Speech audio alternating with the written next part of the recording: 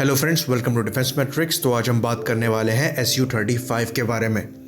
तो चाइना का जो मेन एयरक्राफ्ट है वो J-20 नहीं है, वो Su-35 है।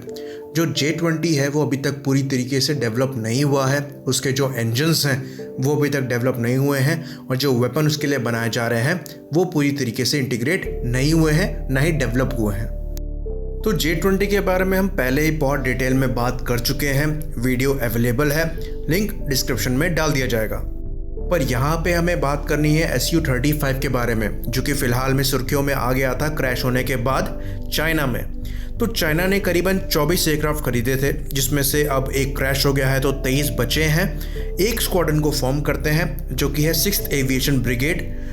तो अगर आपने कल का वीडियो देखा हो जो कि एक रीअपलोड था, उसमें ये चीज़ बताई गई थी कि जो 6th एयर ब्रिगेड है वो ताइवान के ज़्यादा पास है और इंडिया के नॉर्थ ईस्ट से थोड़ा दूर है, पर ज़्यादा नहीं, क्लोज है। तो जैसा कि आप मैप में देख सकते होंगे, जो 6th एयर ब्रिगेड है जहाँ पर Su-30 MKK और Su-35 लगाए गए हैं, वो कितना पास है इंडिया से। और इंडिया के सबसे पास जो उनका बेस है वो उनका 132 एयर ब्रिगेड है, जो कि म्यांमार के बगल में पड़ता है और अरुणाचल प्रदेश के पास में है। तो ये जो Su-35 है वो नीड महसूस होने पर 6th एयर ब्रिगेड से 132 एयर ब्रिगेड पर जा सकते हैं। भारत के काउंटर की बात करें तो जैसा कि आप मैप में देख सकते हैं, यहाँ पर हासीमारा एयरबेस में रफाल का 2nd स्क्वाड्रन फॉर्म होगा और ये उस सेक्टर को कवर करेंगे। तो रफाल वर्सेस Su-35 का जो वीडियो है वो अगला होगा। अभी हम Su-35 की ही बात करेंगे। तो 2 Su-35 हुए हैं। जो पहला Su-35 था वो 1987 में आया था और वो Su-27 का ही एक मॉडिफाइड वर्जन था जिसे Su-27M बोलते थे। बाद में उसका भी एक मॉडर्नाइज वर्जन आया जिसे Su-35BM बोलते थे और उसके कुछ फीचर्स को इंडिया के Su-30 MKI में डाला गया और चाइना के Su-30 MKK में डाला गया। जैसे कि उसके जो फॉरवर्ड कनार्ड्स थे वो Su-30 MKI में है और जो उसका कार्बन कंपोजिट टेल था जिसमें फ्यूल कैरी होता है वो चाइना के Su-30 MKK में फॉरवर्ड हुआ। तो ये जो इंजन है जो कि Su-27 फैमिली में कॉमन है, यानी कि AL-31, तो ये एक अच्छा इंजन तो है पर इसकी सर्विस लाइफ बहुत ख़राब है और इसकी मेंटेनेंस बहुत पुअर है। तो रशिया ने ये चीज़ रियलाइज़ करी कि जब तक हमारे पास एक नया इंजन नहीं आएगा तब तक हम नेक्स्ट जनरेशन का कोई अच्छा एयरक्राफ्ट नहीं बना सकते।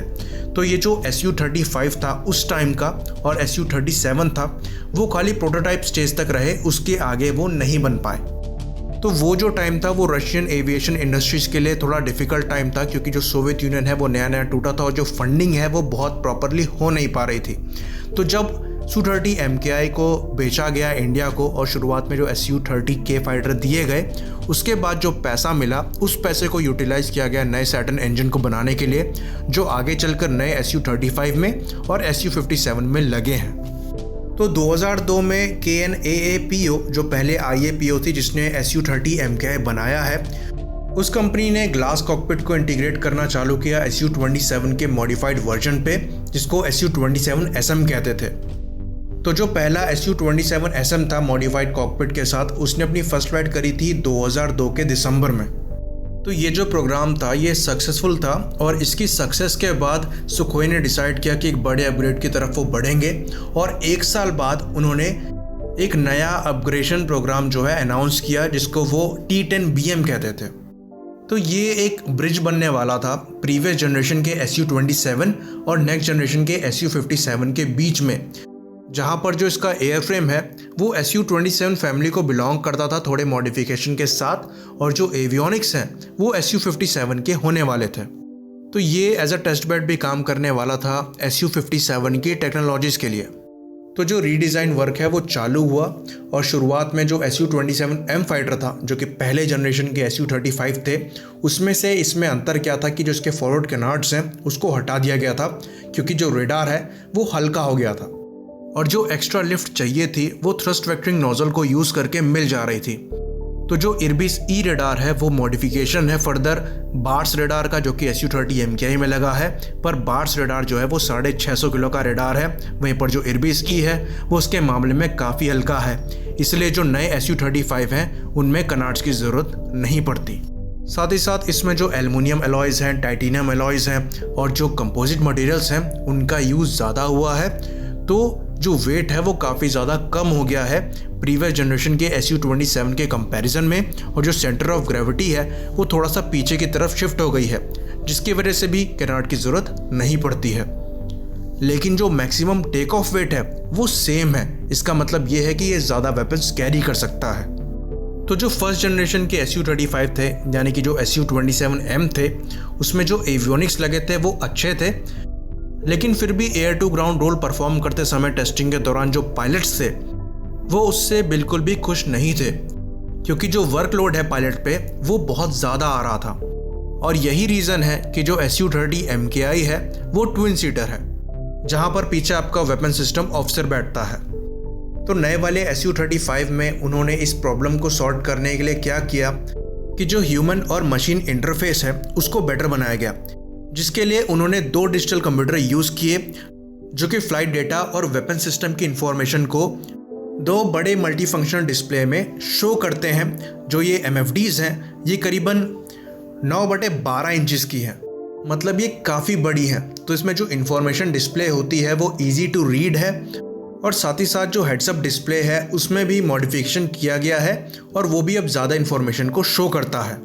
साथ ही साथ hands on throttle and stick control तो दिए ही गए हैं, जिससे जो पायलट का वर्कलोड है वो अब काफ़ी कम हो गया है। तो अब हम यहाँ से आगे बढ़ेंगे और इस एयरक्राफ्ट के रेडार के बारे में बात करेंगे। तो इसका जो रेडार है वो actually cherry on the cake है।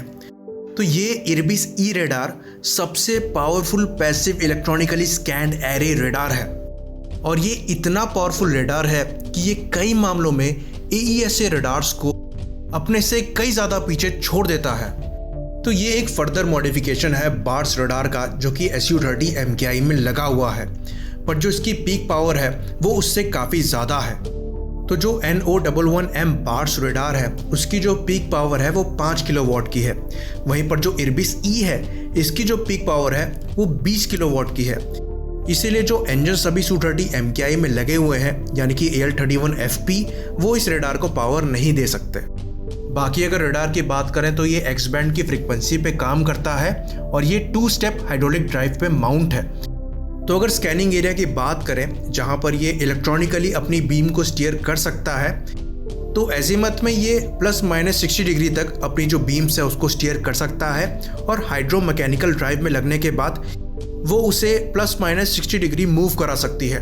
तो टोटल मिला लें अगर तो 120 डिग्री ये एजीमथ में स्कैन कर सकता है, जो कि Su-30 MKI में लगे हुए बार्स रेडार के 70 डिग्री से काफ़ी ज़्यादा है। वहीं पर रेडार की अगर रेंज की बात करें तो इसकी रेंज 350 से 400 किलोमीटर तक की बताई जाती है, जहां पर ये 30 टारगेट को एक बार में ट्रैक कर सकता है और 8 को एक ही बार में इंगेज कर सकता है। वहीं पर ये 3 मीटर स्क्वायर ऑब्जेक्ट को करीबन 400 किलोमीटर की दूरी से देख सकता है, और जो स्टेल्थ RCS है यानी कि 0.01 मीटर स्क्वायर का, उसे ये 90 किलोमीटर के डिस्टेंस से देख सकता है। तो ये बहुत ही ज़्यादा पावरफुल रेडार है। ऑप्टिकल लोकेटिंग सिस्टम की बात करें तो ये OLS-35 को यूज़ करता है, जिसका जो स्कैनिंग एरिया है एजीमथ में वो ±90 डिग्रीज का है, और एलिवेशन में -15 से +60 डिग्रीज का है। वहीं पर इसकी डिटेक्शन रेंज की बात करें तो ये 90 किलोमीटर दूर तक टारगेट को देख सकता है। ये सिमिलर नंबर है जो कि हमारे Su-30 MKI में जो OLS-30 लगा है उसके हैं। वहीं पर इसके इलेक्ट्रॉनिक काउंटर मेजर की बात करें तो ये L-175M खिबनी M को यूज़ करता है, जो कि ठीक है, बहुत अच्छा नहीं है। तो इसके बाद हम आगे बढ़ते हैं इसके इंजन पे, जो कि दूसरी इंपॉर्टेंट चीज़ है वो है AL-41F1S इंजन। तो ये AL-31 इंजन्स का ही एक मॉडिफाइड वर्जन है, जहाँ पर जो इसका मैक्सिमम थ्रस्ट है वो करीबन 142 किलो न्यूटन्स का है, और साथ ही साथ इस इंजन में लिमिटेड सुपर क्रूज की भी एबिलिटी है, और ये मीडियम एल्टीट्यूड में मैक 1.2 तक सुपर क्रूज कर सकता है। साथ ही साथ AL-31 की कंपैरिजन में इस इंजन की जो सर्विस लाइफ है वो 1000 घंटे बढ़ गई है, और अब वो 3000 से 4000 घंटे की हो गई है। वहीं पर जो मीन टाइम बिटवीन ओवरहॉल है वो सेम है जो कि AL-31 का है, यानी कि 1000 घंटे का है। तो सुपर क्रूज करने की वजह से जो इसकी रेंज है वो काफ़ी ज़्यादा बढ़ गई है। कहा जाता है ये 30 से 40% बढ़ गई है। तो पहले ही जो फ्यूल कैरी करता है वो बहुत ज़्यादा कैरी करता है, और बिना सुपर क्रूज के भी इसके पास जो रेंज है वो काफ़ी अच्छी थी। पर अब सुपर क्रूज आने के बाद जो कॉम्बैट रेंज है वो 30 से 40% बढ़ गई है और वो बढ़कर 1600 किलोमीटर हो गई है। और वहीं पर जो टोटल रेंज है वो करीबन 3600 किलोमीटर है। यहाँ पर अगर इसे Su-30 MKI से कंपेयर करें तो Su-30 MKI की जो टोटल रेंज है वो करीबन 3000 किलोमीटर की है, तो उससे 600 किलोमीटर ज़्यादा इसकी रेंज है। स्पीड की बात करें तो वो भी ज़्यादा है, ये करीबन मैक 2.25 तक की है। वहीं पर जो Su-30 MKI है उसकी मैक 2 तक है। तो ये जो एयरक्राफ्ट है वो रशिया के जितने भी मिसाइल्स, रॉकेट, बॉम्ब्स अभी सर्विस में है वो सब फायर कर सकता है और मैक्सिमम 8000 किलो का जो वेट है वो कैरी कर सकता है अपने हार्ड पॉइंट्स में। तो ये काफ़ी पावरफुल और बेहतरीन एयरक्राफ्ट है और पिछले एयरक्राफ्ट के कंपैरिजन में इसकी जो मेंटेनेंस है वो भी कम है। तो चाइना जो है वो Su-35 में इंटरेस्टेड इसलिए था क्योंकि उसे उसके इंजन की और रेडार की टेक्नोलॉजी चाहिए थी। पर इस बार जो रशिया है वो सतर्क था क्योंकि जो पास्ट एक्सपीरियंस थे जहां पर Su-27 और Su-30 MKK की जो टेक्नोलॉजी है उसको रिवर्स इंजीनियरिंग करके उन्होंने J-11 और J-16 की जो कॉपियां हैं वो बनाई थी और ये चीज़ जो है वो रशिया के दिमाग में थी, तो उन्होंने इस बार जो टेक्नोलॉजी ट्रांसफ़र है वो करने से मना कर दिया और साथ ही साथ चाइना के रिक्वेस्ट को भी मना कर दिया जहाँ पर वो अपने लोकल कंपोनेंट्स को Su-35 में लगाना चाह रहे थे। तो जो चाइनीज़ Su-35 है वो स्टॉक Su-35 है जो कि रशिया ने उनको बनाकर दिए हैं और ये थोड़े इन्फीरियर हैं Su-35 से जो कि रशिया ऑपरेट कर रहा है। तो आगे चलकर हम कंपेयर करेंगे रफाल को Su-35 से अगले वीडियो में। इसी बात पे से ख़त्म करते हैं। लाइक करिए, सब्सक्राइब करिए। जय हिंद।